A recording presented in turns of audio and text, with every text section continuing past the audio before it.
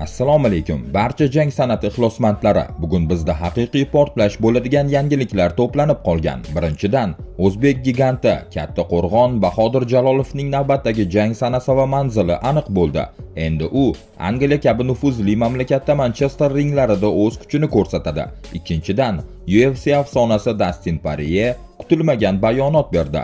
U tarixdagi eng zo'r jangchilar ro'yxatida nega Habibni Islom Maxachevdan yuqori qo'ydi? Bunga uning jiddiy sabablari bor. Shuningdek, Jake Paul yana tiliga erk berdi. U UFC chempioni Ilia Topuryani mittivoy deb atadi va u bilan boks tushishni shunchaki qizish mashqiga tenglashtirdi. Va eng shov-shuvli xabar, Arman Tsarukyan Putin va Habib o'rtasidagi sirni ochdi. Silzidagi sport zali aslida kimning hisobidan qurilgan? Bularning barchasi haqida hozir batafsil gaplashamiz. Siz esa videoni boshlashimizdan oldin pastdagi like tugmasini bosing va kanalimizga obuna bo'ling. Bizda eng qaynoq xabarlar birinchi bo'lib chiqadi. Qani ketdik. 2 karra Olimpiada va jahon chempioni Bahodir Jalolov navbatdagi jangi sanasini ma'lum qildi. Bokschimiz Instagramda ma'lum qilishicha, u 9-may kuni Manchester shahrida o'tkaziladigan boks oqshomida ringga ko'tariladi. Hozircha Bahodirga kim raqiblik qilishi aniq emas. Ma'lumot uchun, o'sha kungi boks oqshomida boshqa bir hamyurtimiz Javohir Ummataliyev ham ringga ko'tariladi. Markaziy jangda esa Daniel Dubois va Fabio Wardley o'zaro to'qnash keladi.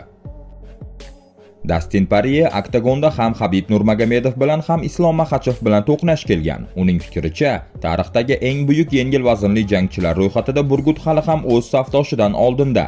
Barcha davrlarning top 5 eng kuchli yengil vazn jangchilari Habib, Islom, BJ Penn, Ilia Topuria va albatta Frankie Edgar dedi Brilliant Paramount Plus platformasidagi tahliliy dasturda Jorge Masvidal, Chris Weidman va Dean Thomas bilan suhbatda. Eslatib o'tamiz, 2019-yil sentyabr oyida Dastin Porye vaqtinchalik chempion sifatida Habib Nurmagomedovning kamarini tortib olishga harakat qilgan edi. Biroq 3-raundda bo'g'ish uslubiga tushib qolib imkoniyatni boy bergan. Uning 2024-yil iyunida Islom Maxachevga qarshi kechgan chempionlik jangi esa 5-raundda muddatidan oldin mag'lubiyat bilan yakunlangan edi. 29 yoshli taniqli amerikalik bokschi va bloger Jake Paul UFC chempioni kelib chiqishi gruziyalik bo'lgan ispaniyalik Ilia Topuria bilan boks qoidalari bo'yicha o'tkazilishi mumkin bo'lgan jang haqida gapirdi. Uni hurmat qilaman, lekin boks jangida kim yutgan bo'lardi? To'g'risini aytsam, men uchun bu shunchaki qizish mashqi. Hazilni chetga surib aytadigan bo'lsam, agar biz MMA qoidalari bo'yicha urushganimizda, Topuria balki g'alaba qozonishi mumkin edi. Biroq shuni tushunish kerakki, bu jangchilar haddan tashqari ko'p maqtanadi va o'zini aslida bo'lganidan ko'ra kuchliroq qilib ko'rsatadi. Keling, haqiqatni bilib qo'ya qolaylik. Sportning jozibasi ham shunda. Bu xuddi kichkina o'yinchoq bilan o'ynashdek gap. Uning bo'yi qayerdadir 165 sm atrofida. Iliani hatto Amerikacha attraksionga ham kiritishmasa kerak, chunki u juda mitti, deya Paulning so'zlarini keltirmoqda Bloody Elbow portali. Jake Paul o'zining bu gaplari bilan Topurianing vazni va bo'yi kichikligiga shama qilib, o'rtadagi farqni kinoya ostiga olgan. Yengil vazn toifasida UFC reytingining 2-raqamli jangchisi Armaniston va Rossiya sharafini himoya qiluvchi Arman Tsarukyan kutilmagan ma'lumotni ochiqladi. Uning aytishicha, Rossiya prezidenti Vladimir Putin UFC shon-sharaf zali a'zosi Habib Nurmagomedovga qishlog'ida sport bazasini qurishda yordam bergan. Habibga sport zali qurish uchun mablag' ajratishdi. To'g'rirog'i, Putin u uchun bu zalni qurib berdi. Agar sen rossiyalik jangchi yoki polvon bo'lsang, senga g'amxo'rlik qilishadi. Chunki sen o'z mamlakating uchun nimadir qilgan bo'lasan, dedi Tsarukyan PBZ Podcast YouTube kanaliga bergan intervyusida. Do'stlar, shu joyda kichkina iltimos. Kanalimiz 100 ming obunachiga yetishiga juda oz qoldi. Statistikaga qarasak, videolarni juda ko'pchilik ko'ryapti, lekin hali ham ko'p odamlar obuna bosmagan. Agar kontent sizga yoqayotgan bo'lsa, hozir shu videoga bitta like bosib kanalga obuna bo'lib qo'ying. Sizning bitta obunangiz bizni 100 minglik marraga yanada yaqinlashtiradi. Barcha belgilar shuni ko'rsatmoqdaki, Islom Maxachev yarim o'rta vazn toifasidagi chempionlik kamarini ilk bor Ian Machado Garriga qarshi himoya qiladi. Irlandiyalik jangchining o'zi ham bu ma'lumotni bilvosita tasdiqladi.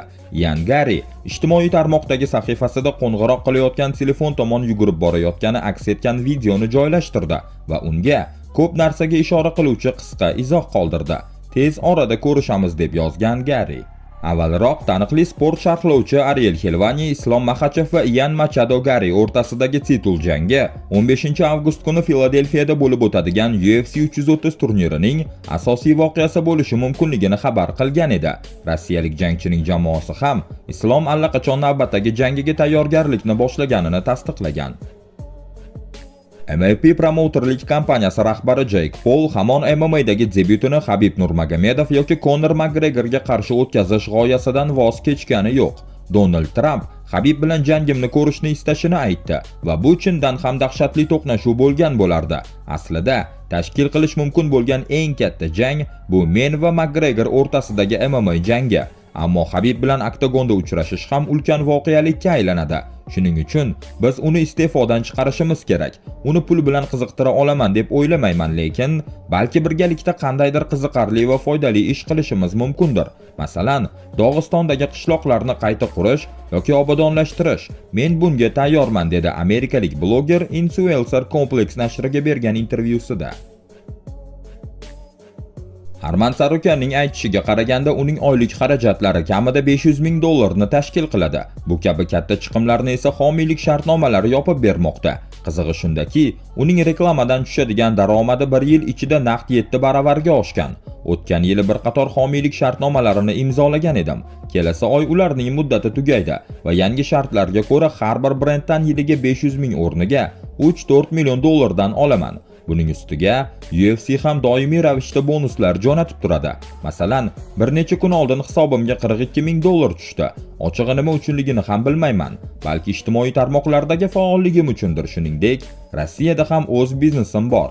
Zarurat tug'ilsa, u yerdan ham pul olib turaman, dedi rossiyalik jangchi PBD podkastiga bergan intervyusida. Bundan tashqari, Arman Sarukan Real American Freestyle, ya'ni RAF ligasidagi daromadlari ham deyarli UFC'dagi gonorarlari bilan tenglashib qolganini ma'lum qildi. U joriy yilda mazkur ligada 4 bor gilamga chiqishga ulgurdi. Axal Kalakesning navbatdagi kurash jangi 30-may kuni Dallasda bo'lib o'tadigan RAF 9 turniri doirasida o'tkaziladi. O'shanda u amerikalik bloger Killen McZ Jamison bilan to'qnash keladi.